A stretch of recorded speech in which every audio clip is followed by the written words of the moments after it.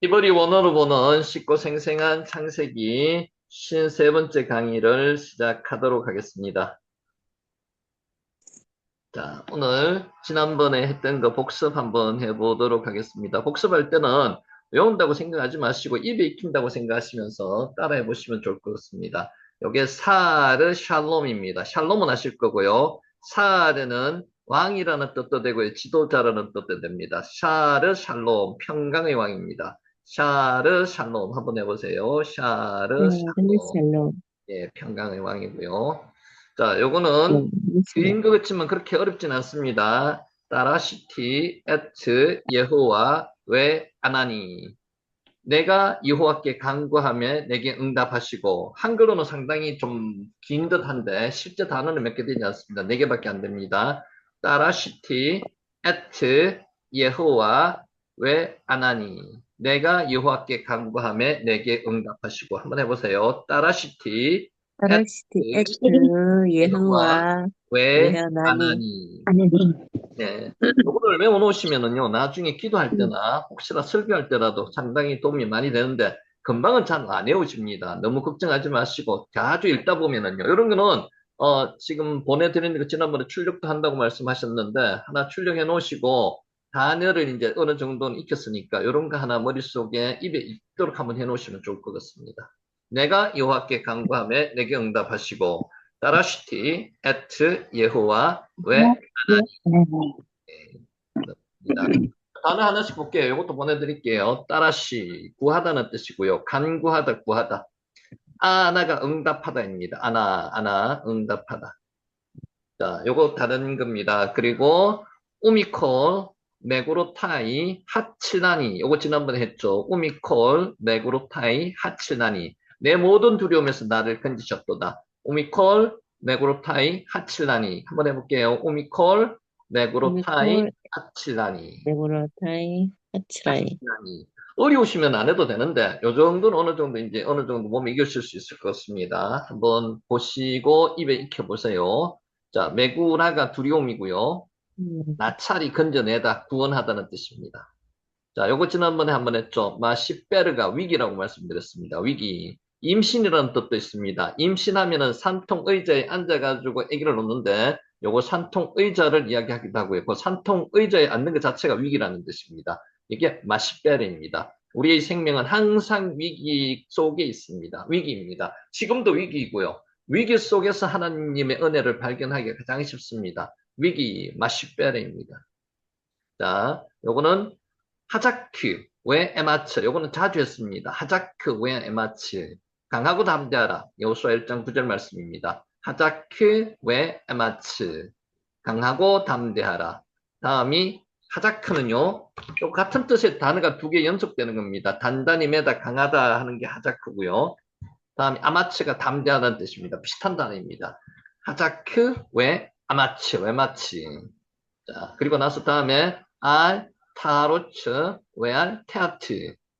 두려워 말며 놀라지 말라. 알, 타로츠, 웨알, 테아트. 한번 해보겠습니다. 알, 알타르츠 웰 타로츠 열 테아트. 테아트. 강하고 담대하라. 두려워하지 말며 놀라지 말라. 그래서 요거를 앞뒤 요거 두 개를 나눠놨는데 같이 연결해가지고 한번 읽어보시면 될 것 같고요. 아라츠가 두려워하다는 뜻이고요. 아라츠. 타하츠가 놀라다는 뜻입니다. 자, 오늘은 새로운 거 이제 한번 해보겠습니다. 자, 사람들은 연약하여 쉽게 상처받고 낙심하고 절망합니다. 여러분 위로가 필요하시도 전부 다 위로가 필요하십니다. 자기 모든 사람이 다 위로가 필요합니다. 누구의 위로가 필요하십니까?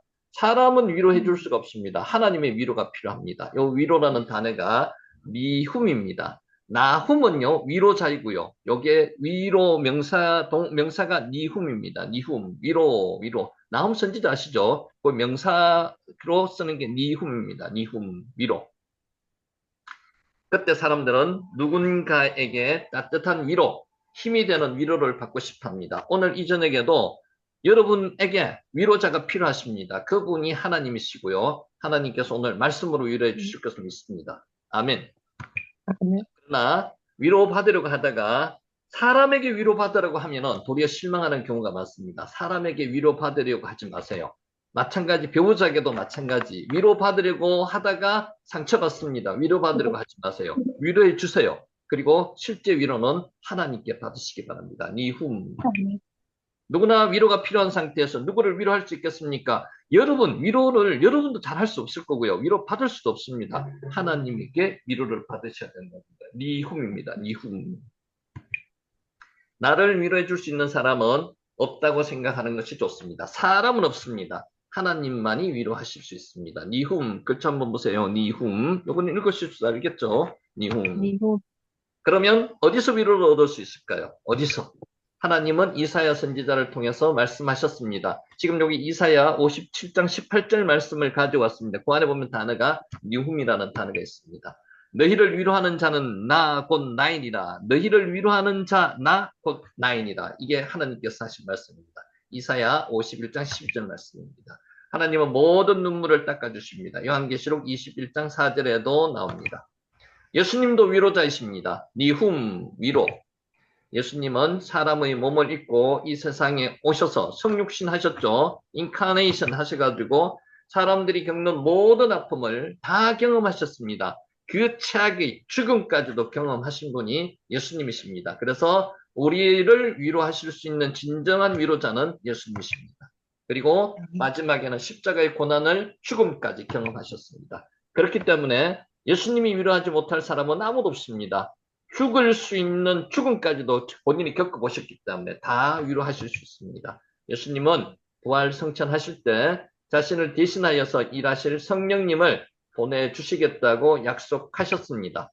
약속대로 성령님이 오셔서 오순절달에 제자들에게 강림하셨습니다. 루아흐. 이 성령님은 성도들과 늘 함께 하십니다. 성령님을 보혜사라고 합니다. 요한복음 16장 7절 헬라어로 아시죠? 파라클리토스. 파라클레토스가 보혜자입니다. 보혜사 헬라어로는 파라클레토스. 변호사, 조력자, 상담자, 친구, 위로자. 요게 위로자는 나훔이고요. 위로는 니훔입니다. 니훔.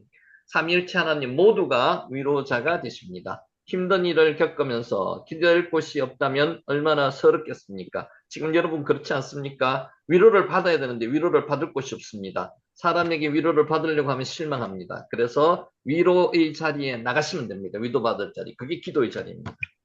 하나님은 힘들고 어려울 때 우리의 기댈 곳이 되어 주신다는 것입니다. 우리가 하나님만 의지하고 기댈 수 있는 이유는 무엇일까요? 한번 생각해 보시기 바랍니다. 우리를 불쌍히 여기시고 도와주시기를 원하기 때문입니다. 하나님은 우리를 지으셨습니다. 하나님께서는 우리를 아싸 창조하셨죠. 바라 창조하셨습니다. 부모가 자식을 알듯이 하나님은 우리를 가장 잘 아십니다. 부모보다도 훨씬 더 잘 아시는 거죠. 하나님은 우리가 안고 일어섬을 아시고요. 우리의 체질을 아십니다. 이게 야다죠. 안다는 게 야다. 우리의 형편과 고민을 아시고요. 우리의 슬픔과 고통도 야다하십니다. 우리가 부족하여서 부끄러움을 당하고 연약하여서 넘어지고 쓰러지고 다치고 우둔하여 판단착오로 실수하고 어려움을 겪는 우리의 모습을 다 보시고 나아하시고 야다 알고 계십니다. 그래서 그 하나님께서 니훔 위로하실 수 있다는 겁니다. 아버지가 자식을 긍휼히 여기긴 같이 하나님은 자기를 경외하는 자를 야래하는 자를 긍휼히 여기십니다. 그래서 하나님은 우리가 기댈 수 있는 든든한 버팀목이 되어 주신다는 겁니다. 하나님만이 진정한 위로자이십니다. 또 환난의 파도를 막아낼 수 있는 방파제가 되신다는 겁니다. 네. 자, 위험으로부터 보호받을 수 있는 피난처도 되어 주시고요. 우리의 힘과 지혜도 되어 주시는 분이 하나님이시다는 겁니다. 니훔 한번 해보세요. 니훔 위로입니다. 니훔. 니훔. 어이구, 애기 소리가 들리네요. 예수님도 공생애 중에 하늘 아버지의 위로를 받으며 사셨기 때문에 위로자로 사역하셨습니다. 파라클레토스 위로자. 한여름에 큰 나무가 무성한 잎으로 큰 그늘을 만들어서 지나가는 사람들에게 쉼을 주듯이 예수님은 우리에게 쉼을 주십니다. 니훔 위로입니다. 오늘도 예수님은 우리에게 말씀하십니다. 수고하고 무거운 짐진 자들아 다 내게로 오라. 내가 너희를 쉬게 하리라. 마태복음 11장 29절입니다. 오늘 여러분 위로가 필요하시고 힘이 필요하시죠? 말씀으로 위로받으시기 바랍니다. 혼자서 힘들어하지도 말고요. 주님을 바라보고 주님께 모든 짐을 내려놓으면 됩니다. 오늘 말씀의 자리 그리고 끝나고 기도의 자리에서 하나님께 위로를 받으시기 바랍니다. 아마 바울만큼 고난을 많이 당한 사람도 없었을 것이고요. 바울만큼 위로를 많이 받은 사람도 없었을 것입니다. 고난을 많이 받으면 위로를 많이 받을 수 있습니다. 고난을 받으시면 위로를 받을 수 있습니다. 바울은 그리스도로 말미암아 넘치는 고난을 당했습니다. 라바라 그러죠. 라바. 넘치고 흘러 넘치는 거를 히브리어로 라바라 그럽니다. 넘치고 넘치는 거.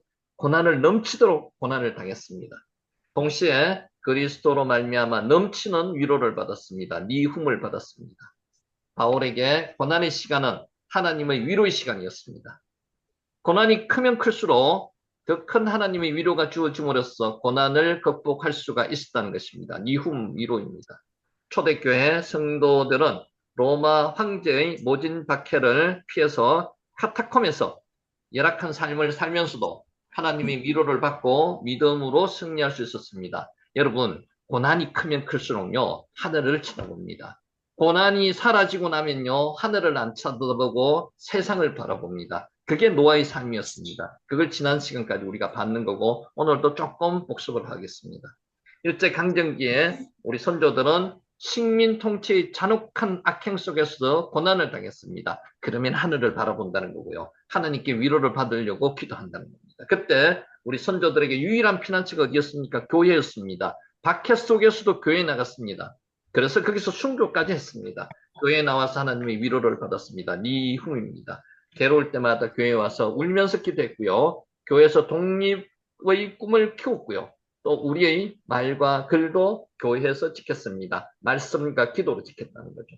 고난 때 나 혼자가 아닌 것만 알아도 큰 위로가 됩니다. 나의 고난을 누가 같이 걱정해 줄 수 있다는 사람이 있다는 게 얼마나 큰 힘이 됩니까? 그분이 누구라고요? 사람은 아닙니다. 하나님이십니다. 하나님은 우리 삶의 한복판에 함께 계신 분이라는 겁니다. 니훔, 믿음으로 하나님을 바라보며 위로받고 희망을 품고요. 영원한 하나님의 나라에 이르기까지 참고 견뎌내야만 합니다. 여러분, 마지막이 중요합니다. 마지막에 정말로 하늘나라 가기 직전까지 우리는 끝까지 신앙을 지켜야 합니다. 깨어 경성해 있어야 된다는 거죠. 이런 복음 성가가 있습니다. 여러분 이 성가 아시죠? 괴로울 때 주님의 얼굴 보라. 평화의 주님 바라보아라. 세상에서 시달린 친구들아. 위로의 주님 바라보아라. 눈을 들어 주를 보라. 내 모든 염려 주께 맡겨라. 슬플 때 주님의 얼굴 보라. 사랑의 주님 안식 주시리. 니훔입니다. 오늘 조금 방법을 바꿔가지고요. 이 노래 간단하게 한번 해보도록 하겠습니다. 자, 이 사람 얼굴들 한번 보시기 바랍니다. 노래 나올 때 따라 한번 해보셔도 좋을 것 같습니다. 노래 부르시려고 준비하고 계시는 거죠? 자, 나올게요. 이분들 얼굴 한번 보세요. 시골 교회 같은데.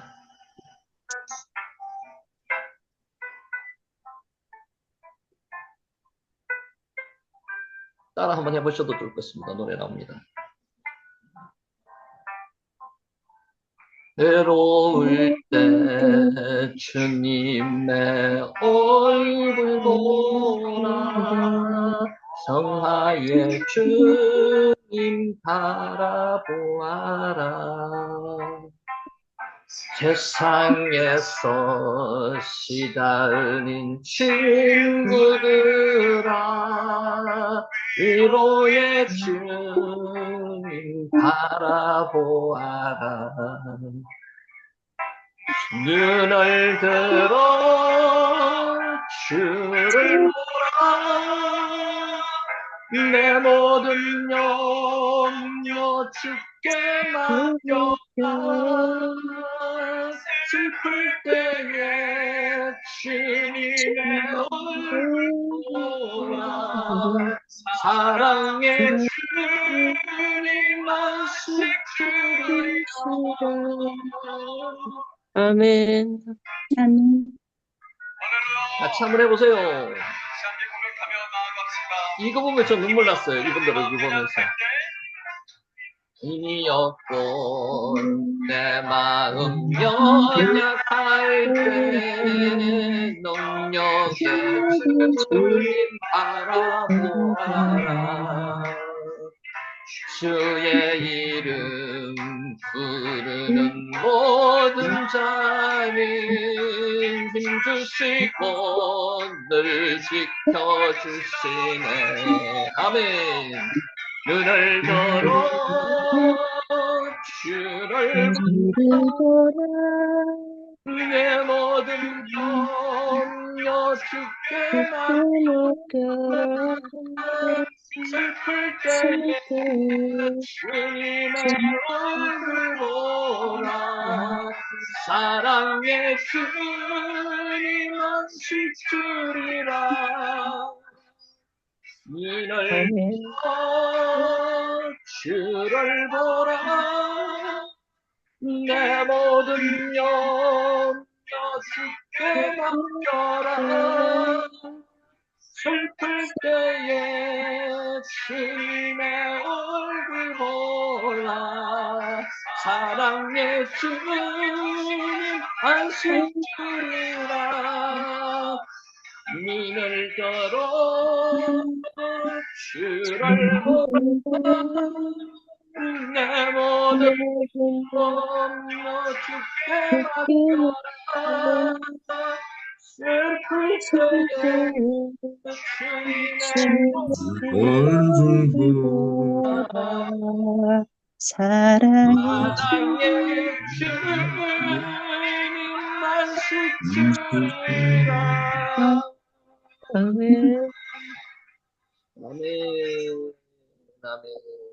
자, 노래 한번 불러도 괜찮죠?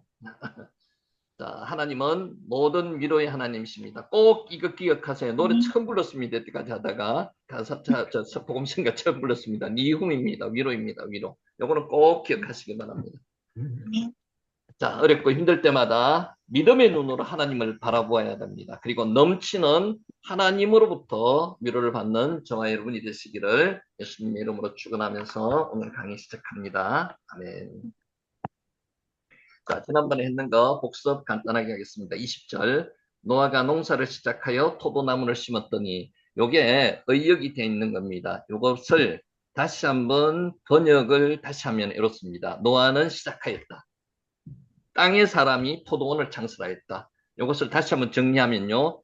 땅의 사람 노아는 포도원을 창설하기 시작했다. 이 뜻입니다. 그래서 여기 NIV로 지금 제일 밑에 적었습니다. 노아, a man of the soil, proceeded to plant a vineyard. 땅의 사람 노아는 포도원을 창설하기 시작했다. 이게 정확한 번역이라고 보시고요. 이걸 하나 나중에 메모해 놓으시기 바랍니다. 노아가 포도 농사를 시작하여 포도나무를 심었더니 의역해 놨는 겁니다. 땅의 사람 노아는 포도원을 창설하기 시작했다. 혹은 포도나무를 심기 시작했다. 이것도 상관없습니다.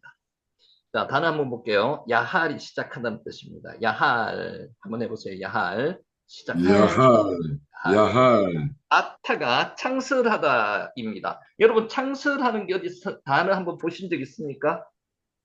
에덴 동산을 창설하다 할 때 요거를 썼습니다. 에덴 동산 창세기 2장에서 나타입니다. 나타. 심다는 뜻도 있습니다. 심다. 케렘이 포도나무이고요. 포도원도 됩니다. 자, 21절. 포도주를 마시고 취하여 그 장막 안에서 벌거벗은지라. 여기서 야인입니다. 야인이 포도주거든요.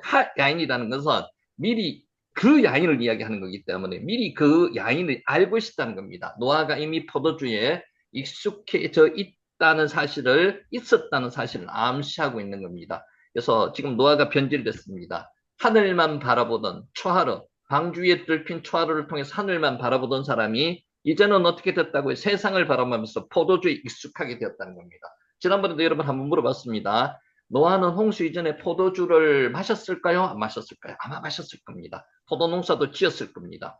그런데 홍수가 일어날 때 하나님의 명령을 받고 120년 동안 배도 짓고 하나님 앞에 하늘만 쳐다보는 사람이 되었습니다. 그리고 홍수가 났을 때도 초하루를 통해서 하늘만 쳐다봤고요. 그렇기 때문에 포도주에 대해서 나름대로 생각 자체를 잊어버렸을 겁니다. 그런데 이제 홍수가 끝나고 포도 농사를 짓고 포도주를 마시기 시작했다는 거죠. 이제 제약이 스물스물 살아난다는 겁니다. 사람은 경성에 있지 않으면 언제든지 자기 속에 있는 죄가 살아나게 마련입니다. 노아는 땅의 사람이 되면서부터 포도주를 마시기 시작하는 그 옛날에 악한 생각이, 악한 모습이 다시 나타나기 시작했다는 겁니다. 그래서 하야인이라고 표시했습니다. 야인이 뭐라고요? 포도주입니다. 포도주. 21절에 포도주를 마시고 취하여, 마시고가 샤타이고요. 취하다가 샤카르이고요. 벌거벗었다는 게 깔라입니다. 그래서 요 세 가지는 같이 연결해가 기억해 주시는 게 좋습니다. 다음에 나옵니다. 샤타, 샤카르, 깔라. 근데 요 샤카르가 어떤 뜻이냐면요. 끝까지 마신다는 것입니다. 마시는데 끝을 볼 정도로 마신다는 거죠. 이게 한국 사람이랑 너무 비슷하지 않습니까? 술 마시는 분들 여러분 기억이 스물스물 떠오르지 않습니까? 저도 떠오릅니다. 마시면 끝까지 마십니다. 1차, 2차, 3차, 4차, 5차, 6차까지 갑니다. 그래서 끝까지 노아가 마셨다는 요 단어가 샤카르라는 거죠. 샤카르. 그리고 그는 마셨다. 샤타. 그리고 그는 취하였다. 샤카르. 그리고 그는 벌거벗었다. 깔라. 깔라는 단어를 외우기 좀 쉽죠? 깔롱깔롱 이거 생각하시면 됩니다. 깔라. 벗었다는 겁니다. 자, 샤타 한번 해보세요. 샤타. 마시다. 샤타, 샤타, 번째가 샤타, 샤카르. 취하다. 샤카, 샤카르, 끝까지 마셨다는 샤카르, 샤카르. 깔라. 발가벗기다는 게 깔라입니다. 깔라, 깔라, 가지 샤타, 샤카르, 깔라 세 가지 깔라. 연결해서 기억해 놓으시면은 술 먹는 요 모습 자체가 연상됩니다. 마지막에 끝까지 마시면 어떻게 된다고요? 인사불성돼 가지고 자기가 무슨 짓을 하는지도 모릅니다. 그게 깔라입니다. 깔라. 깔라. 자, 21절 포도주를 마시고 차여 그 장막 안에서 벌거벗은 자를 이거 지난번에 메모해 놓으시라 그랬죠. 그 장막은 하오헬이 아닙니다. 뭐라고 그랬죠? 그의 장막입니다. 여기서 빼토코 오홀로, 오홀로가 그의라는 뜻이거든요. 그의 장막 안에서 그래서 그 장막이 아니라 여기 번역이 잘못됐습니다. 그의 장막입니다. 정관사가 아니고요. 소유격입니다. 그의 장막 안에서. 그래서 그의 장막 중간에서 이 정말 이제 날 잡아가지고 술을 마시려고 생각했다는 거죠. 타웨크가 중앙이라는 뜻이고요. 자, 22절 가나안의 아버지 함이 그 아버지의 하체를 보고 밖으로 나가서 그의 두 형제에게 알림해 와야르 라아 봤다는 거고요. 에로와트가 하체라는 뜻입니다. 아라가 벌거벗다는 뜻인데 여기서 나왔는 게 에로와 하체입니다. 에로와트는 그의 하체를 봤다는 겁니다.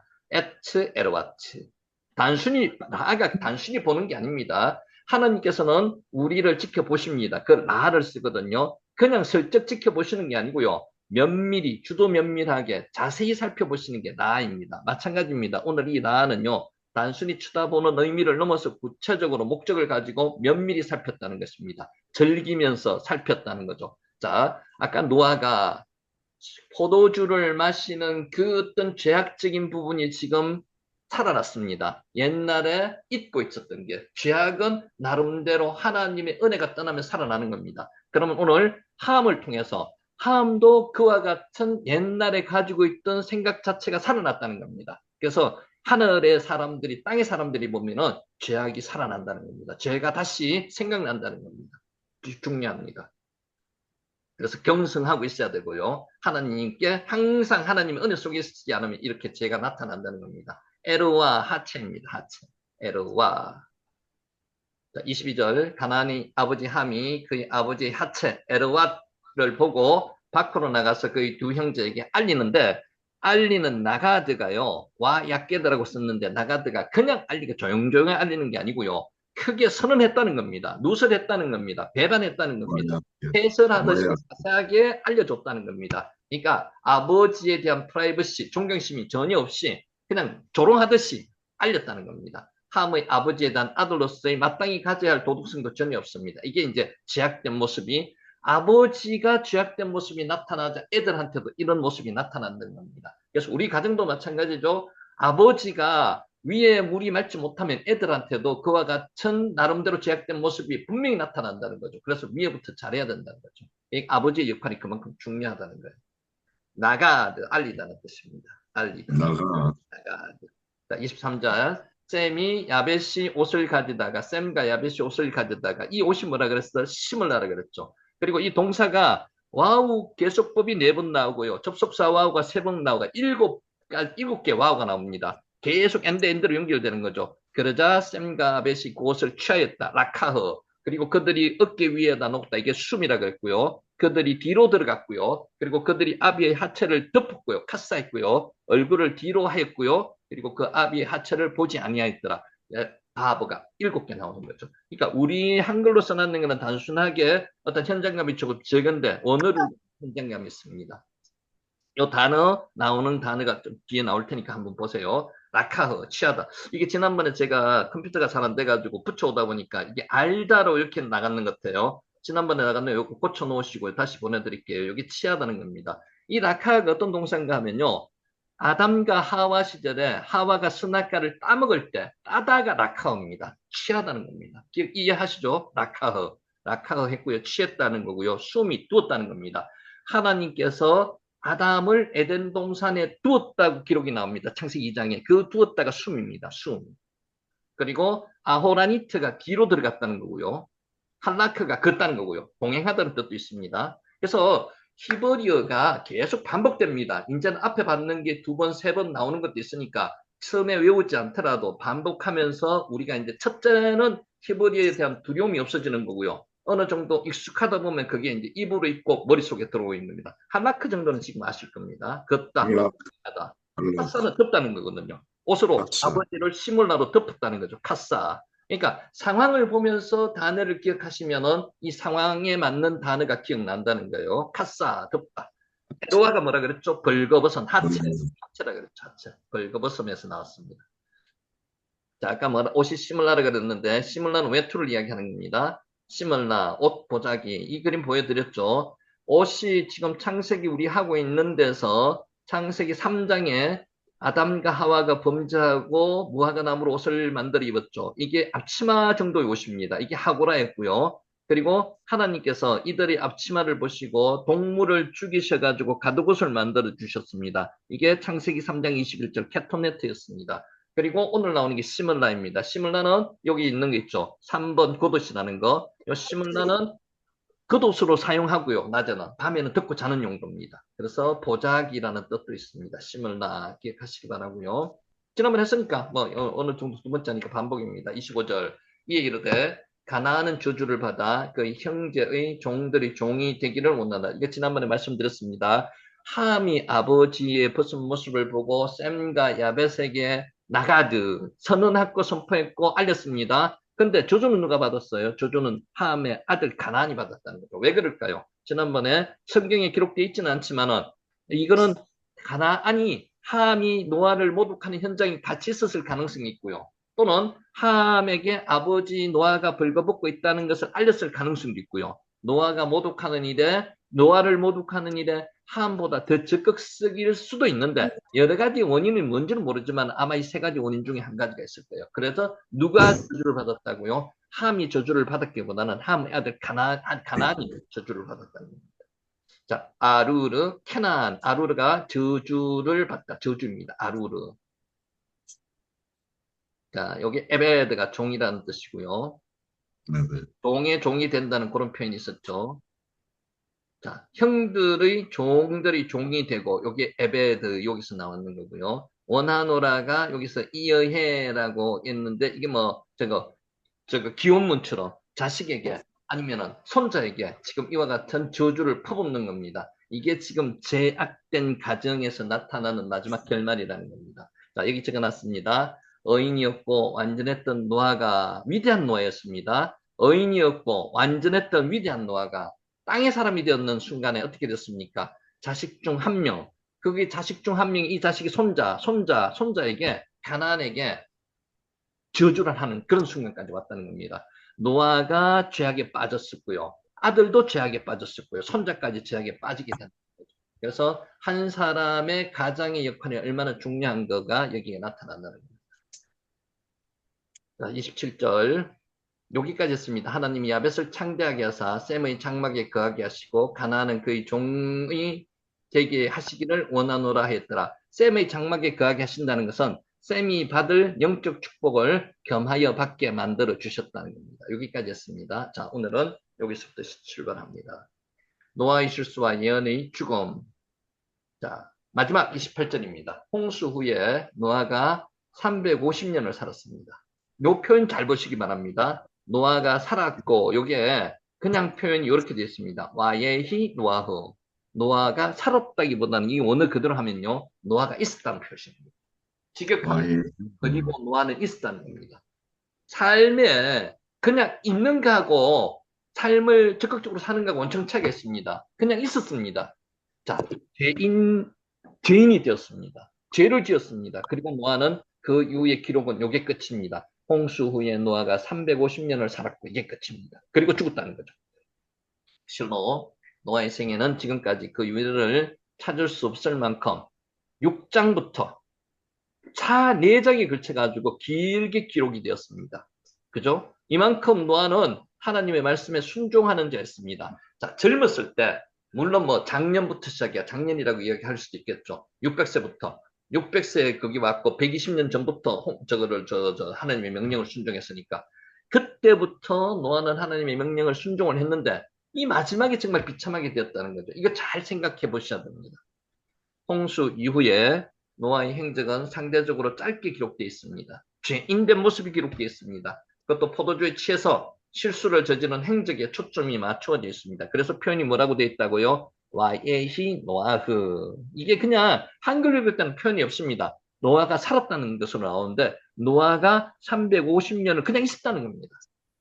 사실 이러한 사실은 노아가 그 홍수에 350년간 있었다는 직역으로 본절을 통해서 더욱 절실하게 느껴지는 겁니다. 그냥 아무런 사명도 없이 그냥 있었다는 겁니다. 숨만 쉬고 있었다는 그런 의미도 될 수가 있습니다. 과거 노아는 실로 위대한 삶을 살았습니다. 홍수 이후에는 단지 어떻게 해요? 와 예히 노하고 있었다는 거죠. 표현될 수 있으리만큼 존재하였다는 사실 외에는 어떤 다른 의미를 갖지 못하는 삶을 살았다는 게 노아의 삶이었습니다. 이러한 삶의 평가는 오늘날 우리에게도 동등하게 내려질 수가 있습니다. 우리 자신이 하나님 앞에 가치 있는 일을 하지 못한 채 단순히 있었다, 와예히 있었다가 사라지는 삶을 산다면 정말 너무나 허무한 절망적인 삶이 아닐 수 없습니다. 여러분 성경에 나오시는 분들 보시면요.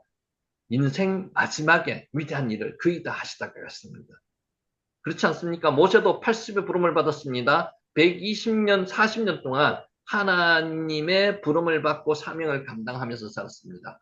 85세 때 갈렙은 저 산지를 내게 주소서 하고 그와 같은 열정적인 모습으로 살다가 갔습니다. 우리의 마지막 모습도 그래야 하지 않겠습니까? 근데 저도 요새 그런 모습을 그런 분들을 많이 접하는데 이때까지 잘 믿어오다가도요. 천국 갈 마지막 단계에서 굉장히 신앙의 생활을 하지 못하는 믿음의 말씀을 하지 못하고 돌아가시는 분이 엄청 많습니다. 여러분 우리 기도의 제목입니다. 노아와 같은 모습을 보여서는 안 된다는 거죠. 29절 그의 나이가 950세가 되어 죽었더라. 인간은 누구나 다 죽습니다. 이 단어가 무트입니다. 무트. 와야 무트. 모트. 위대한 신앙의 사람 노아도 이전에 살았던 조상들과 마찬가지로 죽었습니다. 무트. 간단한 말로 생애를 마감했습니다.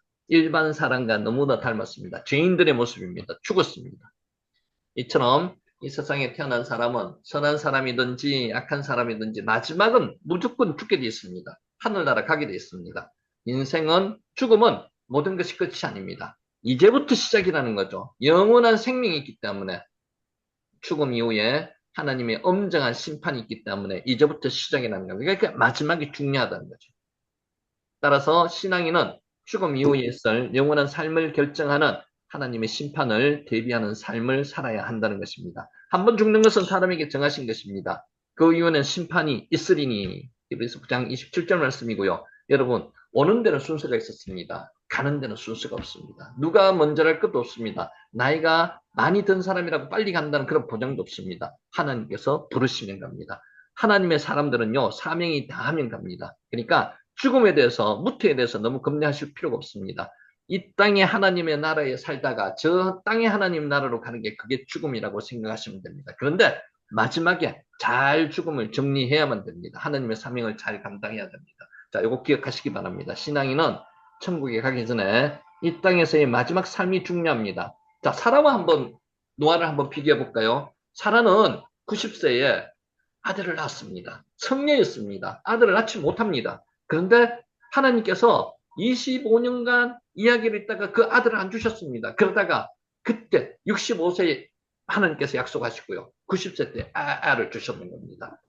그게 이삭이었습니다. 이삭, 이차크 웃음입니다. 그 이전에 사라의 모습은 어떻습니까? 불신했습니다. 하나님께서 애가 있으리라, 내년 이맘때 애기가 있다고 아들을 낳을 것이라고 이야기해도 믿지 않았습니다. 웃었습니다. 그래서 하나님께서 아들의 이름을 이삭, 이차크라고 만들어 주셨는 거죠. 부르게 해주셨는 거죠. 그때 이후로 사라의 모습이 어떻습니까? 그 전까지만 하더라도 나름대로는 정말 믿음의 사람이 되지 못했습니다. 근데 90세에 이삭을 낳고 나서부터 하나님께서 주셨다는 확신이 있었습니다. 그때 이후의 삶은 평강의 삶을 살 수가 있었습니다. 근데 노아는 어떻습니까? 이때까지는 하나님의 말씀을 잘 순종하다가 350년을 그냥 있다가 죽었다는 겁니다. 그냥 있었다는 겁니다. 이 삶이 너무 차이나지 않습니까? 여러분, 어느 삶을 살기를 원하십니까? 영생의 삶을 사는 사람은요, 마지막이 중요합니다. 이 땅에서의 마지막 삶을 잘 정리하실 수 있는 저와 여러분이 되시기를 예수님의 이름으로 축원합니다. 아멘. 자, 여기에 무트입니다. 무트. 무트. 무, 무트. 포트, 무트. 무트, 죽다는 겁니다. 죽다. 무트. 죽이는 거는 여러분 보셨죠? 아벨이 죽었습니다. 가인으로부터 살해되었습니다. 그는 하락이라는 단어를 썼습니다. 요거는 무트, 그냥 죽다는 겁니다. 자연사하다는 이런 뜻입니다. 무트. 자, 이제 마지막 18절에서 29절 정리하고 9장을 마치도록 하겠습니다. 세계 평화 정신을 가져야 됩니다. 18절, 19절을 보면요. 노아의 세 아들 셈과 함께 야벳으로 말미암아 인류가 온 땅에 퍼지게 되었습니다. 자, 다시 말해서 노아의 세 아들 셈과 함과 야벳은 홍수 이후 새로운 인류의 시조가 된 것입니다. 이제 주어가 노아가 아닙니다. 셈과 함과 야벳입니다. 인류가 현재 인류가 노아라고 하는 한 조상의 후예임을 보여줍니다. 그래서 노아는 제2의 시조입니다. 제1의 시조는 아담이고요. 현 인류는 비록 5대양 6대주에 걸쳐서 살고 있으면서 언어와 문화와 피부가 각각 다르지만 그슬로 올라가면 한 조상입니다. 노아입니다. 노아. 따라서 세계 모든 사람들은 인류는 한 형제라는 형제의식을 가져야 합니다. 서로 경쟁하는 것은 좋지만 서로 나름대로 위기의식을 갖도록 전쟁하고 죽이고 해서는 안 된다는 겁니다. 그리하여서 인류는 국가와 민족을 초월하여서 형제애를 나누어야만 한다는 거죠. 한 형제라는 겁니다. 인류의 조상, 제2시조, 노아로부터 시작되었다는 겁니다. 나파츠가 퍼지다는 겁니다. 퍼지다. 창세기 9장 19절에 나옵니다. 자, 현재 세계는 오직 자기 나라와 민족만을 생각하는 국가 이기주의와 민족 이기주의로 말미암아 이걸 민족주의라고 이야기하는데 실제로는 민족 이기주의죠. 세계 곳곳에서는 전쟁과 분쟁이 빈번하게 발생하고 있습니다. 어느 곳에서는 자원과 식량이 남아 돌아서 버립니다. 어떤 곳에서는 이것이 없어서 죽습니다. 자원과 식량이 부족해서 수많은 사람들이 굶어 죽어가고 있는 현상이 나타나고 있습니다. 우리나라도 이렇게 잘 먹고 잘 살게 된 게 얼마 되지 않았습니다. 반성해야 됩니다. 그때를 생각해야 됩니다. 이것은 결코 한 조상에게서의 기원한 인류의 합당한 태도가 아니라는 거죠. 못 먹고 못 사는 나라에 이것을 도와주고 같이 먹고 살아야 된다는 겁니다. 정녕 인류는 민족과 국가와 혈통을 떠나서 한 형제라는 인식을 가지고 평화를 위해서 공존하기 위해서 노력해야 된다는 것입니다. 나파츠, 퍼지다는 것입니다. 나파츠. 사람들이 퍼졌습니다, 인류가. 여기 나파츠입니다. 나파츠.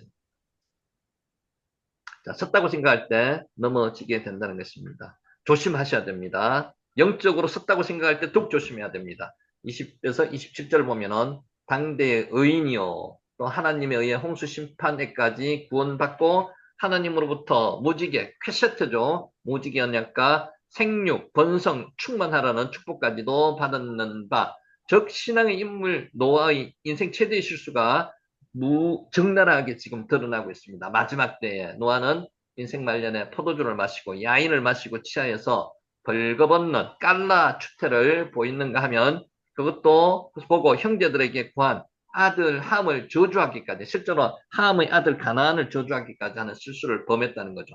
죄가 들어왔습니다. 이게 언제 들어왔습니까? 홍수 때 들어왔는 게 아니고요. 평화로울 때 들어왔다는 거죠. 하나님은 다시는 홍수로 세상을 멸망시키지 않겠다고 약속하셨고요. 그 징표로 비온 뒤에는 쾌세트, 무지개도 꼬박꼬박 떠올려 주셨습니다. 하나님의 진노는 끝났고요. 자연도 질서를 회복하는 듯 했습니다. 샤타, 요게 마시다는 거고요. 샤타. 노아는 날마다 하나님의 은혜 가운데 살아가고 있었습니다. 은혜 아니면 우리는 죄 가운데 빠집니다. 그래야 해서 그는 영적 긴장을 늦추고 육체적인 쾌락을 위해서 포도주를 마시게 된 것입니다. 이게 하나님의 축복인데 축복을 옳게 바르게 해석하지 못했다는 겁니다. 그는 사단이 홍수 이전에 홍수 이전과 동일하게 홍수 위에도 활동하고 있다는 사실을 잊고 있었다는 겁니다. 사탄은 우리가 조그마한 틈만 보이면 들어온다는 겁니다. 여러분 힘들고 어려울 때 하나님 은혜가 더 임한다는 거 기억하시기 바랍니다. 그때가 하나님께서 위기지만 축복해 주시는 시간이라고 보셔야 됩니다. 그는 결국 만취 상태에서 옷을 벗고 추태를 보이는가 하면 자기 감정을 이기지 못하고 추태를 형제들에게 구한 함을 저주하고 함의 아들 가나안을 저주하는 실수까지도 하게 된다는 겁니다. 성도는 자신이 썼다고 생각할 때, 방심할 때 신앙적으로 실패하게 됩니다. 지금 나름대로 어렵고 힘들 때가 하나님께 더 가까이 붙어 있을 수가 있는 겁니다. 기도할 수 있는 시간이 된다는 겁니다. 그런데 그것이 문제가 해결될 때가 더 조심해야 된다는 겁니다. 우리 안에 있는 죄성은 우리가 신앙적으로 겸손할 때는 마치 죽은 듯이 있다가도요. 우리가 신앙적으로 조금만 교만해져도 즉시 치솟아 올라서 우리를 실족하게 하는 겁니다. 이게 노아를 보면서 우리가 깨닫게 되는 거죠. 우리는 절대로 신앙적으로 섰다고 생각하는 영적 교만함을 버려야 된다는 겁니다. 우리는 충만한 은혜 가운데서 있을 때, 평안할 때 제6이 넘어가기 쉽다는 사실을 깨닫고요. 더욱 영적으로 깨어서 경성해야 한다는 것입니다. 노아로 통해서 우리는 마지막 노아로 통해서 이것을 꼭 배워야 합니다. 샤타, 마시다는 겁니다. 자, 인간 가운데는 완전한 자가 없습니다. 여러분, 완전한 인간은 아무도 없습니다. 노아가 하나님께서 완전하다고 말씀을 하셨지만은 상대적으로 완전한 것이 절대적으로 완전한 자는 없습니다. 하나님의 은혜 때문에 완전하겠다고 인정을 받았는 겁니다. 인간은 어떤 자도 완전할 수가 없습니다. 인간은 인격적으로 제 아무리 훌륭해 보이고요. 정교적, 도덕적으로 완벽해 보이는 자라 할지라도 언젠가는 타락하여서 범죄할 가능성이 있습니다. 그 완전한 노아가 술 먹고 포도주 먹고 그와 같은 실수를 했다는 겁니다. 죄를 범했다는 겁니다. 인간의 본성은 근본적으로 죄의 오염됨으로 항상 죄성이 도사리고 있습니다. 언제 나타날지 모른다는 거죠.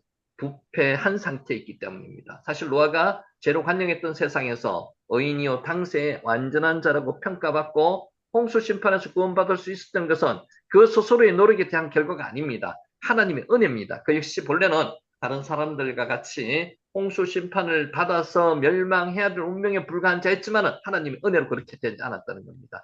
그가 의인과 완전한 자라고 인정받고 구원에 이룰 수 있었던 것은 왜 그렇습니까? 하나님께서 은혜를 베풀어 주셨다는 거고요. 원어상에서는 어떻게 되어 있는가 하면은 하나님의 눈 안에 있는 은혜를 노아가 발견했기 때문에 그렇다는 거죠. 그러니까 하나님의 은혜라는 겁니다. 세상과 구별되는 삶을 살도록 하나님께서 인도해 주셨다는 것입니다. 샤카르 아까 했죠. 끝까지 마시다. 이게 술차다입니다. 술차다. 우리가 구원을 받는 것도 타락하지 않고 하나님의 말씀 안에 머물러 있는 것도 모든 것이 하나님의 은혜입니다. 헤세드, 은혜입니다. 따라서 우리는 결코 우리의 의나 행위를 자랑해서는 안 됩니다. 우리의 의나 행위를 자랑할 때 이 순간부터 마귀는 틈을 비집고 들어오는 거고요. 죄를 범하게 만드는 겁니다. 우리는 우리의 연약함과 제약된 본성을 인정해야 합니다. 하나님을 의지하고 우리가 타락하지 않도록 은혜를 베풀어 우리를 붙드시고 선한 길로 인도하시기를 끊임없이 기도해야만 합니다. 하나님의 은혜가 떠나면은 언제든지 타락할 수 있습니다. 그래서 은혜 안에 있도록 노력해야 된다는 거죠. 항상 영적으로 깨어서 경성해야 하며 우리 안에 있는 죄악의 본성이 활동하지 못하도록 끊임없이 자기를 쳐서 복종시켜야 합니다. 말씀으로 기도로. 오늘 그렇게 하기 위해서 오늘 이 말씀 우리한테 주시는 겁니다. 사카르, 술 취하다는 겁니다. 자, 죄는 달콤하게 다가와서 파멸을 줍니다. 포도주와 비슷합니다. 21절에 노아가 벌거벗은 추태를 에로와 하체 벌거벗은 추태를 부린 것은 포도주를 마시고 만취했기 때문에 그렇습니다. 만취가 아까 뭐라 그랬죠? 깔라. 노아는 아마 처음부터 만취하려고 포도주를 마시지 않았을 겁니다. 처음에는 홀짝홀짝 했을 겁니다. 근데 마시다가 점점 더 취해졌고요. 그 생활 자체가 하루 이틀이 아니었을 겁니다. 아마 자주 그랬을 것입니다. 그래서 하야인이라고 아까 말씀드렸죠. 처음에는 포도 농사를 지어서 포도주를 담가놓고 익게 되자 한두 잔 마시고자 했을 겁니다. 포도주가 음료수였으니까. 그러나 한두 잔의 포도주를 마시자 어떻게 되었습니까? 달콤한 맛에 매료되었고요. 또한 취하지도 않게 되자 한 잔 더 마시고 한 잔 더 마시고 이게 계속 늘어나다 보니까 취해졌다는 것입니다. 그는 결국 만취 상태에 이르렀고 자기도 모르게 벌거벗고 잠을 자게 이른 것입니다. 죄는 단순합니다. 죄는 하나님께서 마귀로 통해서 마귀가 죄는 우리가 쉽게 범할 수 있도록 조금씩 점점 들어오는 겁니다. 그래서 틈을 보이면 안 된다는 거죠. 깔라가 발가벗기다는 뜻입니다. 깔라. 죄는 처음에는 포도주처럼 달콤하게 다가옵니다. 성도들을 유혹합니다. 성도가 달콤한 죄의 유혹을 이기지 못하면 점차 죄에 빠지게 만든다는 거죠. 죄가 지배하게 만든다는 겁니다. 노아가 술을 만취해서 추태를 부리고 육신의 잠을 잠그쳐놓 끝내는 죄에게 헤어나올 수 없는 상태까지 이르러 파멸에 이르게 만드는 게 죄라는 겁니다. 여러분, 노아가 방주에서 술 마셨을까요? 아니, 없었을 뿐더러 마실 생각도 못했을 겁니다. 하늘만 쳐다봤을 겁니다. 그때는 깨어 있었습니다. 그런데 편안한 상태가 되다 보니까 노아가 하늘을 바라보는 게 아니고 땅을 바라봤다는 거죠. 거기서 땅의 사람이 되었고 술을 취하게 되었다는 겁니다. 처음에는 달콤하지만 마지막에는 싼 게 먹으라고의 술입니다. 한 번씩 경험 다 해보셨을 거예요. 저는 경험 많이 해봤습니다. 그래서 그것이 피해를 알고 있습니다. 왜 그런지. 그것은 개미가 꿀을 먹기 위해서 꿀이 든 병에 들어갔다가 꿀 속에 파묻혀 결국에는 죽음을 맞이하는 것과 같습니다. 술 취하는 게 그렇다는 거죠. 우리 성도들은 제가 아무리 달콤하게 다가와서 유혹한다 할지라도 단호하게 거절해야 합니다. 이게 쉽지 않습니다. 근데 하나님의 은혜가 임하면은 거절할 수 있습니다. 하나님이 나와 함께 하시면은 거절할 수 있습니다. 요셉이 하나님과 함께 하심으로 형통한 자가 되었듯이 똑같습니다. 하나님의 은혜가 하나님이 나와 하나님이 함께 하시면 우리가 거부할 수 있습니다. 우리는 죄의 본체를 실제를 분명하게 알고 죄에 대해서 그 모양이라도 취해서는 안 된다고 하는 것입니다. 깐나 발가벗기다는 것입니다. 자, 술 취하지 맙시다. 요새 술 드시는 분이 잘 안 계시겠지만은 혹시라도 술은 한 잔이 두 잔 되고요. 두 잔이 세 잔 되고요. 마지막에 술을 먹습니다.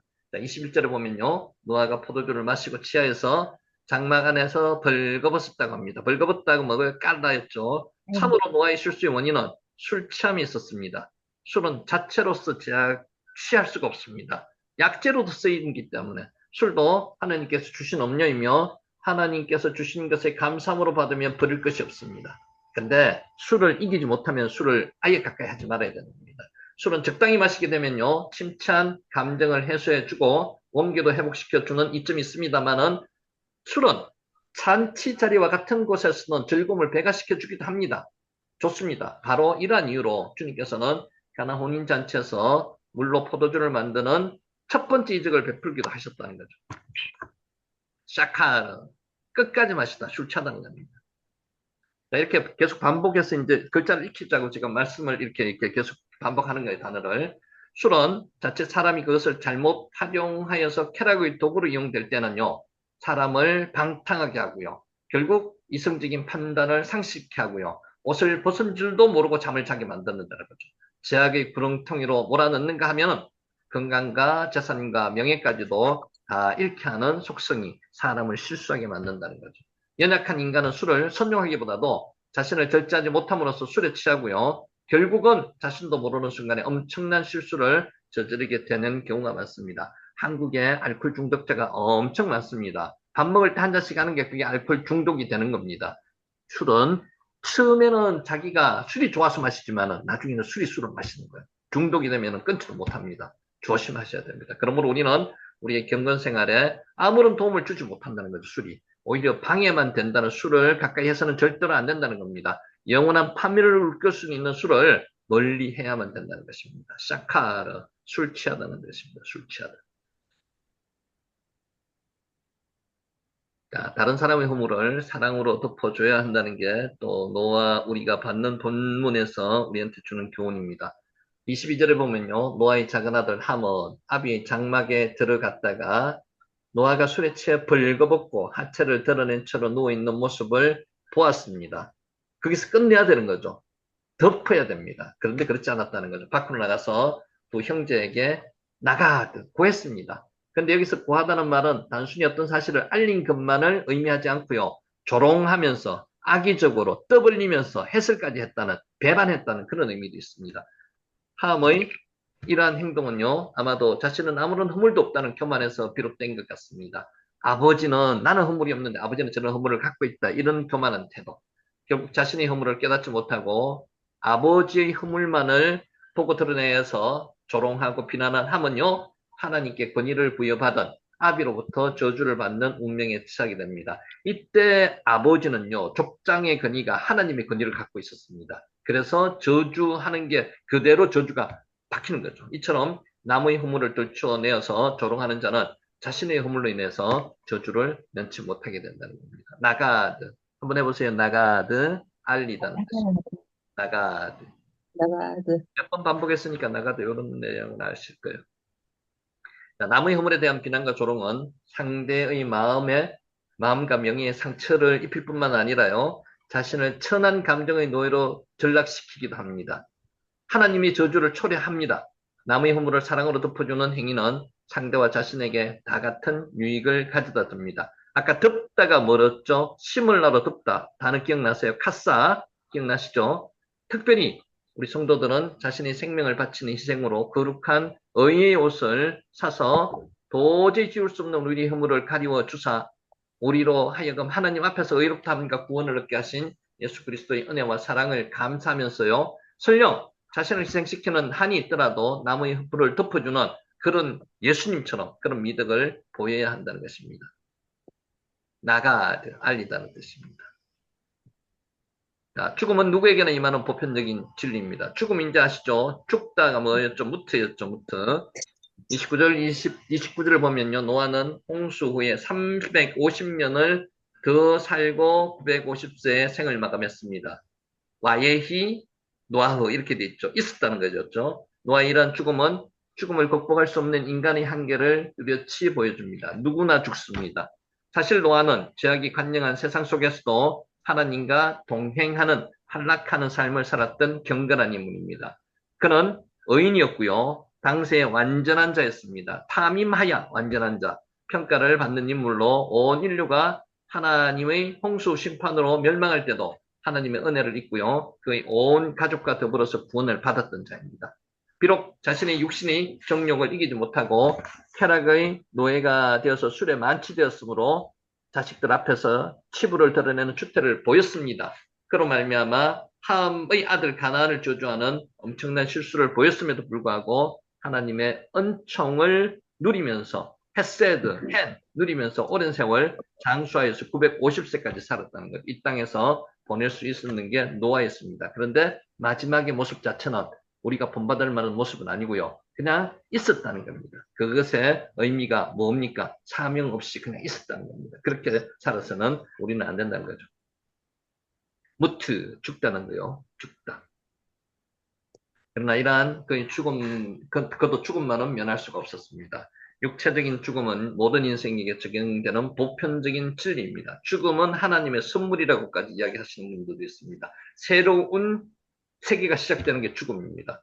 육체적인 죽음은 인생의 범죄의 결과 하나님께서 인생에게 정해주신 필연적인 법칙이라는 겁니다. 우리 성도들은 인생은 언제든지 죽는다는 사실을 알아야 합니다. 그래서 나름대로 이 생에서 최선을 다할 수 있다는 겁니다. 그리하여서 날마다 죽는 연습을 하며 언제 죽어도 후회 없는 인생을 살아야 합니다. 그 연습을 우리는 오늘 하루 매일매일 준비해야 된다는 겁니다. 죽음이 영원한 생명을 얻기 위해서 반드시 거쳐야 할 관문임을 직시해야 하고요. 죽음에 대해서 초연하게 대처해야 됩니다. 죽으면 다 놓고 가야 할 새 세상 것들에 대해서 너무 애착하시면 안 됩니다. 지나치게 집착하지 않도록 하시고요. 영원한 생명을 얻기 위해서 노력을 소홀히 하는 일이 없도록 한 사람 한 사람이 다 조심하셔야만 된다는 것입니다.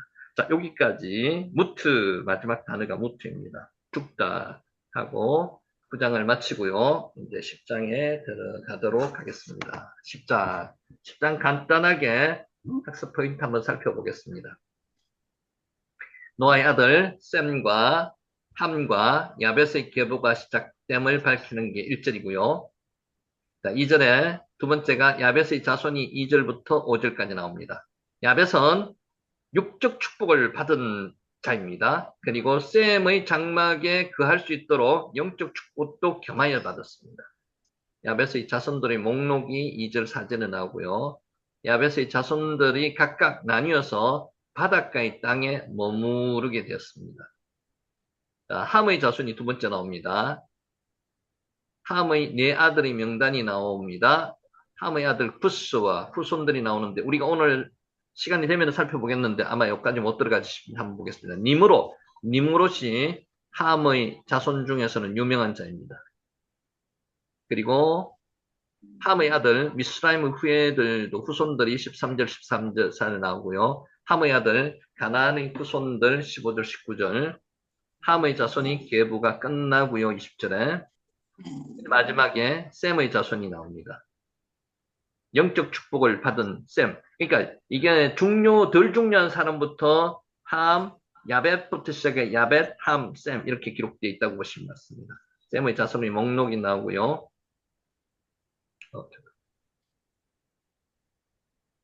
자, 셈의 자손들이 거주지도 기록해 놨고요. 셈의 자손이 계보를 끝맺습니다. 자, 홍수 후에 노아 후손들로 인해서 온 땅의 모든 백성이 나뉘어졌다고 32절에 기록하면서 끝을 냈습니다. 자, 이제 한번 들어가 볼게요. 노아의 아들 셈과 함과 야벳의 계보가 시작됨을 1절에서 밝힙니다. 1절 보겠습니다.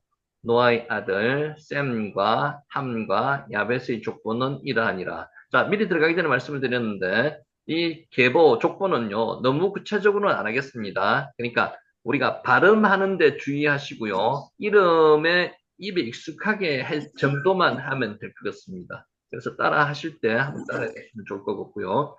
셈과 함과 야벳의 족보는 이러하니라. 홍수 후에 그들이 아들들을 낳았으니. 자, 여기서 이제 족보 나오면 항상 나오는 게 톨레도트입니다. 톨레도트, 엘라드에서 나왔는데 나타에서 나왔습니다. 톨레도트가 계보, 족보 이런 뜻을 가지고 있습니다. 왜 엘레, 톨레도트, 족보는 이러하니라. 자, 9장에서 하나님께서 방주에서 나온 노아의 가족에 대해서 생육, 파라, 그리고 번성, 라바, 그리고 말레가 가득하다는 것이 충만, 이렇게 생육, 번성, 땅에 가득하여 그 중에서 번성하라. 이렇게 9장 7절에서 축복하신 내용이 기록되어 있습니다. 본장은 바로 이러한 하나님의 축복이 이제 현실로 나타나는 거죠. 현실로 나타나는 겁니다. 노아의 세 아들인 셈과 함과 야벳의 후예들이 급속히 늘어나고 있는 것이 실제로 나타나는 게 여기 7장입니다. 창세기에는 10개의 톨레도트가 있습니다. 10개의 족보가 있습니다. 그래서 오늘 그 중에 하나의 족보를 한번 살펴봅니다. 본장에 수록된 명단 가운데 야벳 족속 14족속입니다. 오늘 기록되어 있는 성경에 기록되어 있는 게 야벳 족속 14족속, 함 족속은 30족속, 셈 족속은 26족속, 합치면 70족속입니다. 이 70이라는 의미가 있습니다. 성경에서 70은 세계 열국을 상징하는 숫자가 70입니다. 세계 다를 나타내는 거예요. 열국 전체다가 70개라는 겁니다. 70이 숫자가 70이라는 의미가 그런 숫자가 있다고요. 세계 열국을 상징하는 숫자가 70이고요. 하나님의 계획과 섭리를 나타내는 숫자도 70입니다. 그래서 70이라는 의미 자체가 성경에서 있습니다. 다시 한번 할게요. 70은 세계 열국을 상징하는 숫자, 전체 나라 다 70개국. 그리고 하나님의 계획과 섭리를 나타내는 숫자가 70이라는 거죠. 70에 대해서 다시 한번 살펴볼 겁니다. 자, 여기 한번 보세요. 9장과 차이 나는 게 이겁니다. 문장의 주어가 바뀌었습니다. 6장부터 시작해 계속 노아였습니다. 노아. 주어가 노아였습니다. 노아. 그런데 이제 10장에 들어와서는 주어가 바뀌었습니다. 노아가 죽었죠? 그리고 나서 노아의 아들 셈과 함과 야벳이 주어가 됩니다. 인간은 누구나 죽습니다. 죽고 나면은 새로운 사명이 다음 사람으로부터 시작된다는 겁니다. 이제 사명이 누구부터 시작되는 거예요? 셈과 함과 야벳에게 사명이 넘어가는 겁니다. 노아는 죽었습니다. 자, 요거 글자 한번 볼게요. 세븐. 요 세븐은 영적 완전수라고 이야기합니다. spiritual perfection, 영적 완전수. 이 7이 어디서 나온 숫자는 아시죠? 하늘의 숫자가 3입니다. 3이 뭐라고요? 성부, 성자, 성령, 3죠. 그리고 땅의 숫자가 4입니다. 동서남북. 그리고 3과 4를 더한 수가 7입니다. 이게 숫자로서는 영적 완전 숫자입니다. 7, 7. 그래서 성경에는 7이 많이 나옵니다. 7. 이 숫자가 나오는 의미 자체가 영적인 완전수라는 거죠. 하늘의 수 3, 땅의 수 4가 합쳐진 7. 이게 영적 완전수입니다. 자, 그리고 10이라는 숫자는요, 숫자의 완전수입니다. numerical perfection. 숫자 중에서 십진법 그러죠. 십진법. 만수입니다. 만수. 꽉 찬 수가 10입니다. 그래서 영적인 완전수 7과 숫자적인 완전수 10이 곱해진 게 뭡니까? 70입니다. 그래서 영적인 능력의 수이고요. 순수상 완전수라는 거죠. 70의 의미가 그렇습니다. 자, 70의 의미를 다시 한번 살펴볼게요. 성경에서 숫자 70의 상징적 의미 한번 살펴봅니다. 자, 예를 들어서 이렇게 나왔습니다. 애굽으로 이주한 야곱의 가족의 수가 70명이었습니다. 70인 장로가 나오고요. 계시록에 70년 바벨론의 포로 생활이 나오고요. 예수께서 70인 제자들을 파송했고요. 이런 숫자들이 70이 나오는데 구체적으로 어떤 건지 한번 살펴볼게요. 자, 완전함과 충만함의 상징이 70입니다. 이게 뭐라고요? 아까 영적 완전수 7과 숫자의 완전수 10이 곱하기 되는 게 70이라는 겁니다. 그러니까 완전함과 충만함의 상징이라는 겁니다. 완전함과 충만함의 상징. 자, 두 번째, 이게 완전함과 충만함의 상징이 뭐라고요?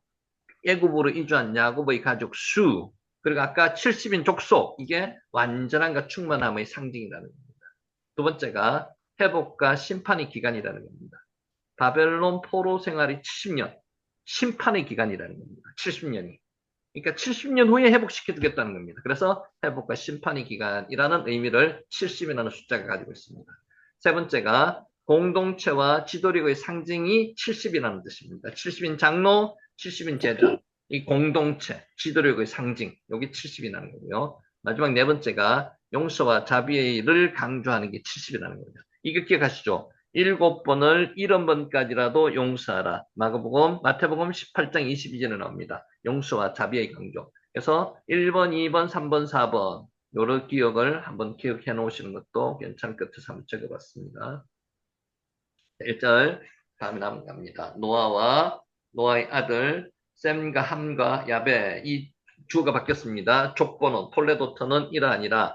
홍수 후에 그들이 아들들을 낳으니 왜 엘레 톨레도트 톨레도트가 족보 계략 뭐 이런 겁니다. 따라서 본장에 70인 족속이 나오는 것은 아까 70 나왔죠. 단 한 나라도 빠짐없이 모든 나라 다라는 거죠. 세계 모든 나라가 다 노아의 후손이며 하나님의 섭리와 통치 가운데 있음을 암시하는 숫자가 70이라는 겁니다. 70 족속.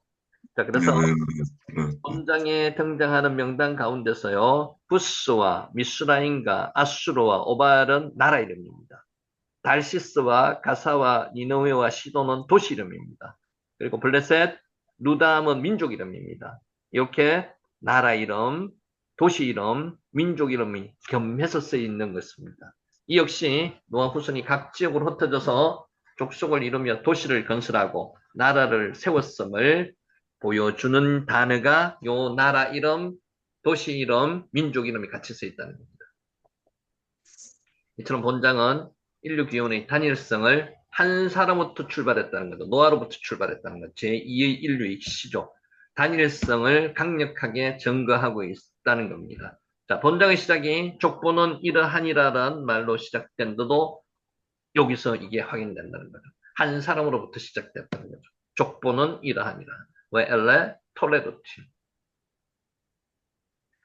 족보는 다시 말씀드립니다. 톨레도트는 내력이라고도 하고요. 계보라기도 합니다. 사실에 입각한 간략한 계보의 기록이라는 의미도 가지고 있습니다. 우리나라는 족보라고 이야기하죠. 족보.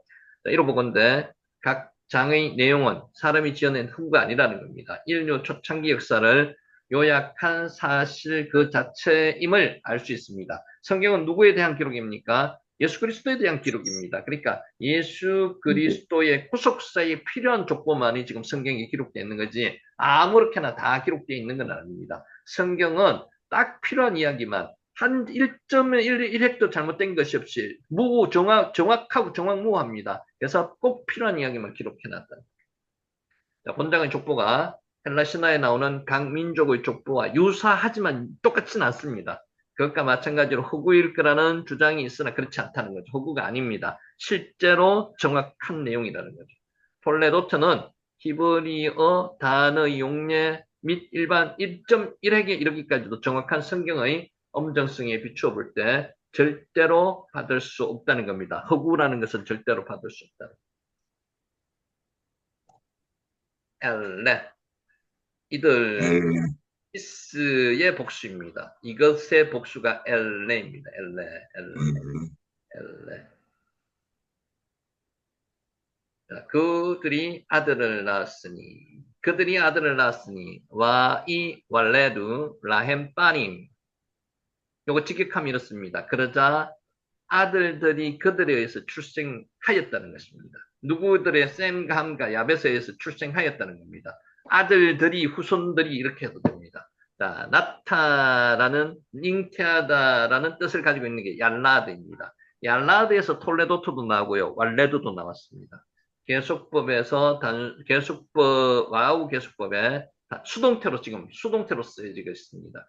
홍수 이후에 본격적으로 자손이 번성되고 있음을 지금 보여주고 있는 겁니다. 그들에 의해서 출생되었다는 겁니다. 노아에서 주어진 하나님의 언약의 내용 중 일부가 이미 응답되고 있는 것으로 보아서 홍수 이후에 태어난 노아 자손들의 계보를 밝히고 있는 겁니다. 번성하리라는 그 내용에 대해서 지금 이제 실제로 이 내용을 증명하고 있는 겁니다. 한편 본문에서 해진 아들들, 빠님이죠. 아들들, 복수입니다. 뺀의 복수입니다. 뺀은 단순히 아들을 뜻할 뿐만 아니라 손자라는 뜻도 있습니다. 자손이라는 뜻도 있습니다. 그러니까 자손들 이렇게 해도 무방하다는 거죠. 아들들만이 아니라 자손들. 아들들을 낳으니 이렇게 하는 것을 자손들을 낳으니 해도 상관없다는 거죠. 왈레두, 라헴, 빠님. 따라서 본문에 사용된 빼는 1차적으로 그들이 낳은 아들들을 말할 수도 있지만 한 걸음 더 나가서 후손들, 자손들이라고 번역을 해도 무방하다는 겁니다. 뺀. 자, 이후에 전개되는 내용이 아들뿐만 아니라 이후의 대까지도 언급하고 있습니다. 또한 이미 앞에서 계보, 족보, 톨레도트라 그랬죠. 톨레도트라는 용어도 사용하고 있기 때문에 그렇습니다. 자, 6절에서는 함의 아들이 빼내로 나오는 말이 동일한 단어지만 20절에서는 자손으로 언급되고 있기 때문에도 그렇다는 겁니다. 그러니까 빼는 아들들이라고도 뜻할 수도 있지만 후손들을 번역하기도 무방하다. 그 내용을 지금 적어답니다. 자, 이제 실제로 야벳의 자손부터 이름이 나옵니다. 그러니까 구체적으로 막 복잡하게 하진 않을 거고요. 입에 한번 익히고 넘어가는 정도로 설명을 한번 드리겠습니다. 2절 야벳의 아들은 고멜과 마곡과 마대와 야완과 두발과 메섹과 디라스요. 이게 누구의 아들들 정도는 기억해 놓으실 수 있으면 제일 좋습니다. 고멜과 마곡과 마대와 야완과 두발과 메섹과 디라스요. 야벳의 아들은 뺀의 야페트. 자, 본장의 족보는 야벳의 족보, 함의 족보, 셈의 족보 순으로 기록되어 있습니다. 어떤 사람은 야벳 형제 가운데 장자였기 때문에 먼저 나온다는 견해를 이야기하시는 분도 있는데 실제는 그렇지 않습니다. 야벳이 노아의 맏아들이었다는 명확한 증거가 없습니다. 우리는 보통 셈, 함, 야벳이라고 기억하고 있습니다. 그것을 순수다고 이야기하고 있습니다. 보통 학자들은 그렇게 이야기를 합니다. 자, 오히려 본장의 족보 순수는 먼저 중요하지 않는 것을 먼저 앞에 내세운다는 거죠. 부차적인 문제를 먼저 다루고 중요한 문제를 후에 다루는 성경 기자의 관례에 따른 것으로 보아야 한다는 것입니다. 왜냐하면 야벳 후손이 성경의 역사에 있어서 영향력이 가장 미미하다는 거였고요. 셈 후손의 영향력은 가장 컸기 때문에 누구부터 기록되어 있습니까? 야벳이 기록되고요. 함이 기록되고요. 셈이 기록되어 있습니다. 야벳, 예페트, 원어는 예페트입니다. 예페트. 확장하다는 뜻이 있습니다. 흩어지다, 확장하다, 멀리 멀리 퍼지다 이런 뜻입니다. 이 이름과 뜻 그대로 야벳의 후손은 인도 유럽인이 되어서 유럽 전 지역과 소아시아 지역에 확산되었습니다. 야벳 많이 퍼져 있습니다. 영토도 많이 확장되어 있고요. 그리고 지금 잘 살고 있는 사람들 민족이 백인종을 이야기하는 거죠. 백인종 이들입니다. 예페트 야벳입니다. 야벳. 자, 이거 한번 보세요. 요거는 그냥 한번 적어봤습니다. 야벳의 특징. 자, 지금 야벳이 누가와 함께 아버지가 지금 범죄하는, 벌거벗고 있을 때 행동을 같이 했습니까? 샘과 같이 했습니다. 그래서 샘은 영적인 축복을 받는 거죠. 영적인 축복을 받은 의로운 샘과 함께 생활을 많이 했는 걸로 기록되어 있습니다. 함께 있어서 같이 의로운 자가 되었다는 것입니다. 야벳이. 그래서 야벳은 저주를 받지 않았습니다. 자, 그리고 야벳이 막내 아들로 보통 학자들이 이야기하고요. 우리들도 지금 보통 보면 그렇게, 막내 아들이 그렇습니다. 막내 아들은 하는 행동 자체가 좀 사랑스럽고요. 외모도 일반 첫째나 둘째보다는 사랑스러운 외모를 가지고 있습니다. 그래서 야벳이 아마 그런 특성을 가지고 있었으리라고 추정을 합니다. 행동 자체도 그렇으리라고 봅니다. 이거는 성경에 기록되어 있는 내용이 아니고 추정입니다. 자, 요 그림 한번 보세요. 자, 아까 우리가 말했는 야벳의 후손이 고멜과 마곡과 마대와 야완과 두발과 메섹과 디랐습니다. 디랐습니다. 자, 위치 한번 보세요. 고멜과 마곡과 마대와 야완과 두발과 메섹과 디랐습니다. 여기 위쪽으로 다 퍼져 있습니다. 지중해 위쪽으로 퍼져 있다고 보시면 맞죠? 지중해 위쪽으로. 그리고 나온 김에 보세요. 셈은 지금 어디로 퍼져 있습니까? 이란, 이라크 이쪽 지역에. 셈의 아들들은 엘람과 아수로와 아르박삭과 룻과 아람입니다. 여기에 퍼져 있습니다. 이렇게. 그리고 함은 지중해 밑쪽으로 퍼져 있습니다. 그러니까 아프리카 쪽으로 내려가 있다고 보시면 맞죠? 부스와 미스라임과 붓과 가나안. 그래서 함의 자손 중에서 누구에 대해서 기록이 되어 있습니까? 니무롯에 대해서 기록되어 있는데 니무롯은 구스의 아들이라는 거죠. 요거를 그림을 염두에 두시고 한번 살펴보도록 하겠습니다. 자, 간단하게 이름 몇 가지 살펴볼게요. 2절. 야벳의 아들은 고멜과 마곡과 마대와 야완과 두발과 메섹과 디랐어요. 그림 한번 봤습니다. 고멜. 고멜은 꼬메르라고 발음합니다. 자, 완성이라는 이름의 뜻이 있습니다. 뭐 기억하면 좋지만 기억 안 하셔도 상관없고요. 고멜의 후손은 아수르 비문에는 기밀리족, 또 유대인 역사가 요세푸스는 갈라데족으로 기록하고 있습니다. 이게 게르만족이라고 보시면 됩니다. 독일 민족입니다. 성경 가운데는 바사와 구스와 함께 고구 연합군을 형성한 족속으로도 나옵니다. 여기 어디 나오는가 하면요. 에스겔 38장 5절 6절에 있습니다. 그들과 함께한 방패와 투구를 갖춘 바사와 구스와 붓과 고멜과 그 모든 때와 북쪽 끝의 도갈마 족속과 그 모든 때, 곧 많은 백성의 무리를 너와 함께 끌어내리라. 여기서 고멜이 나옵니다. 고멜. 고멜은 아까 제일 위에 있었죠. 왼쪽 제일 위에. 그림으로 봐서는 고멜. 두 번째 나오는 족속이 마곡입니다. 마곡은 마고그라고 발음하고요. 확장이라는 이름의 뜻을 가지고 있습니다. 마곡 후손은 아르메니아와 코카사스 지방에 정착했고요. 강력한 힘을 가졌은 스키티안족을 이룬 것으로 추정이 됩니다. 성경 가운데는요, 이스라엘을 침입하는 적대 세력으로 에스겔서의 계시록에 묘사되어 있습니다. 마고그. 마고. 마고. 발음을 한번 해보세요. 마고그. 마고. 2절 있습니다. 마고. 너는 마고그 땅에 있는 로스와 메섹과 두발 왕 곧 고게게로 얼굴을 향하고 그에게 예언하여. 에스겔 38장 2절에 나옵니다. 마고그.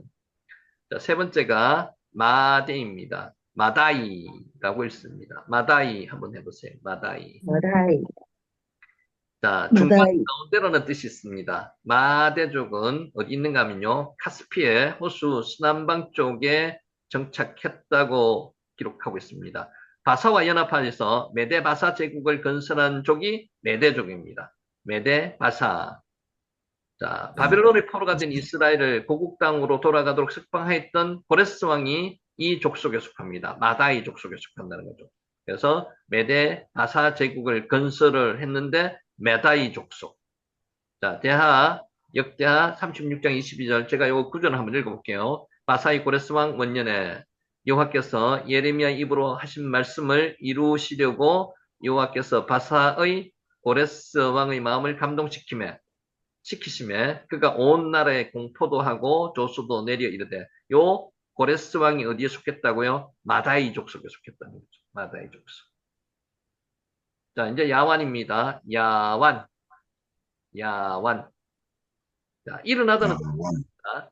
거기서 유래했고요. 헬라인의 조상인 이오니아 조국이 야완의 후예들로 보고 있습니다. 야완. 이것까지 뭐 다 기억할 필요는 없습니다. 발음 한번 해보세요. 야완. 그러니까 야완. 여기서 무슨 야완. 이름을 읽었는 것 정도는 기억을 하시는 게 좋습니다. 두발입니다. 투발이라고 발음하고요. 명확한 이름의 뜻은 알 수 없으나 지도하다는 뜻으로 보통 해석을 합니다. 아르메니아 북쪽에 정착한 이베리아족의 조상으로 추정합니다. 투발 한번 해보세요. 투발. 투발. 네. 투발. 자, 메섹입니다. 메세크. 요 발음대로 읽으면 됩니다. 메섹. 여기 쉬 발음이죠. 메셰크. 메셰크. 끄집어낸다는 뜻이고요. 아르메니아 북쪽에 정착한 모시족의 조상으로 추정을 합니다.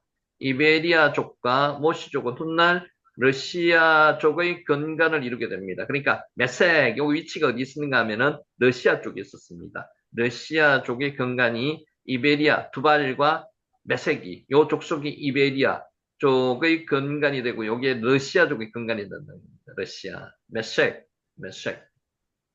아까 지도 보면서 다시 한번 짚어보세요. 여기에 메섹크가 러시아 쪽에 있습니다.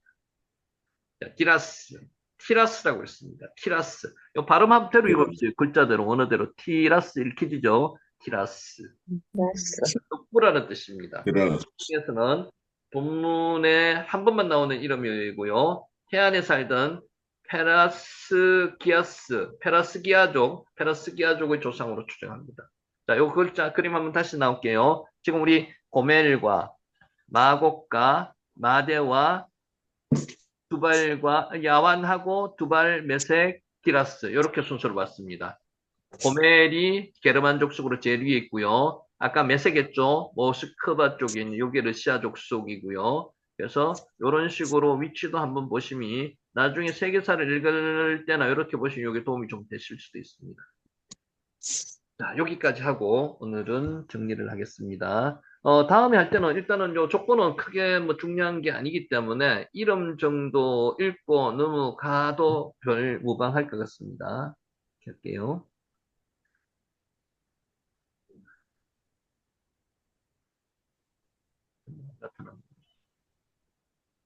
일이 나타날 때까지 나가실 때 오늘도 출첵 꼭 해주시고요. 바쁘셔서 그러는지 이렇게 늦게 오시는 분도 있는데 늦게 오시더라도 일단 꼭 참석을 하세요. 늦게 오신다고 뭐 제가 말씀을 안 드릴 테니까.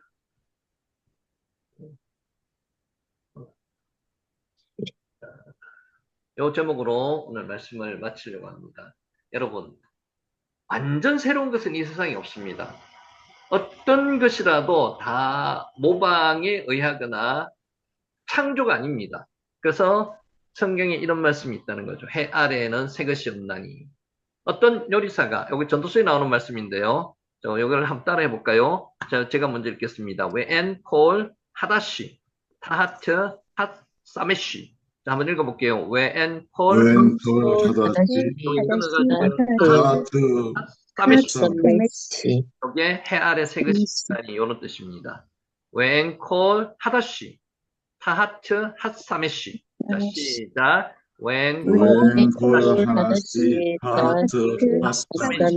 조금 복잡한 것 같은데 실제 내용은 크게 어렵지 않으니까 입에 한번 익혀보시기 바라고요. 어떤 요리사가 아주 독창적인 특별한 요리를 만들어냈답니다. 요게 뭔가 하면요. 아인입니다. 요게 뭐뭇이 없다는 부정을 나타내는 단어입니다. 아인. 그리고 하다시. 하다시. 새로운이라는 뜻입니다. 하다시. 요 글자는 한 번도 안 나왔죠. 한번 눈에 익혀보시기 바랍니다. 하다시. 새로운 이런 의미의 단어입니다. 하다시. 그리고 요 타트. 요거는 몇 번 나왔습니다. 뭐 아래에 이런 뜻입니다. 뭐 아래.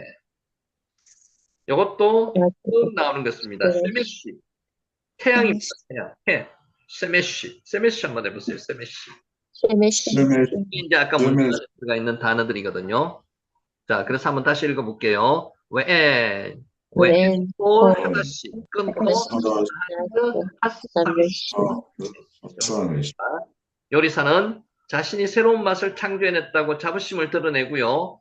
사람들은 그 요리사를 향하여 창조적인 요리사라고 칭송을 합니다. 창조라는 말이 흔히 사용되지만은 여러분 기억하십니까? 창세기 1장 1절에 창조하시다 동사를 뭐로 썼는지 기억하십니까? 바라라는 동사를 썼습니다. 바라. 창조라는 말이 흔히 사용되지만 창조라는 말은 사람이 함부로 쓸 수 있는 말이 아닙니다. 처음에 만들어냈다는 거죠. 창조. 하나님께서 하시는 게 이게 창조입니다. 그래서 바라 동사는 하나님 동사라고 이야기합니다. 바라 동사. 자, 창조는 무에서 유를 만들어내는 것을 의미하게 됩니다. 베르시트, 빠라, 그렇게 쓰죠. 베르시트, 처음에 태초에 창조하셨다. 그때 빠라를 씁니다. 엘로힘, 하나님께서 창조하셨다는 거죠. 사람이 창조하시는 게 아니라. 그래서 베르시트, 빠라, 엘로힘, 하샤마임, 웨트, 하아레츠, 이렇게 사용하는 거죠. 천지를 하나님께서 창조하셨다는 겁니다. 그래서 동사가 빠라입니다. 빠라. 창조는 무에서 유를 만들어내는 것을 의미하기 때문입니다. 그래서 빠라. 창조 태초에 천지를 창조하실 때에 무에서 유를 만들어내셨습니다. 그때 동사가 빠라입니다. 창조하다는 의미입니다. 자, 이거 한번 다시 읽어볼게요. 해 아래 새 것이 없나니 웬콜 하다시. 여기까지 해볼게요. 웬콜 하다시. 웬콜 하다시. 웬콜 하다시. 예. 해 아래 새 것이 없나니. 자, 그러나 인간은 무에서 유를 창조하지 못합니다. 하나님께서만 하실 수 있다는 거죠. 아무리 새로운 요리를 만들었어도 그것은 이미 있는 재료를 잘 배합해서 만든 것이 창조는 아닙니다. 아무것도 없는 무의 상태에서 새 것을 만들어낸 것이 창조이라면 창조는 인간이 할 수가 없습니다. 요리뿐만 아니라 모든 것이 그렇습니다. 인간은 창조할 수 없습니다. 뭔가를 창조해냈다고 해도 실제로는 이미 주어진 것을 응용하는 것에 불과합니다. 그래서 단어도 창조는 빠라라고 쓰는데 아싸, 만들다는 것이죠. 만들다. 이게 아싸라는 단어입니다. 있는 것을 가지고 만드는 게 아싸.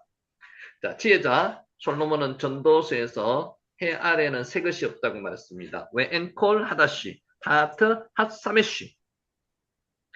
이미 후에 다시 있겠고 이미 한 일을 한 후에 다시 할지라 이렇게 기록하고 있습니다. 해 아래는 새 것이 없나니 무엇을 가리켜 이르기를 보라 이것이 새 것이라 할 것이 있으랴.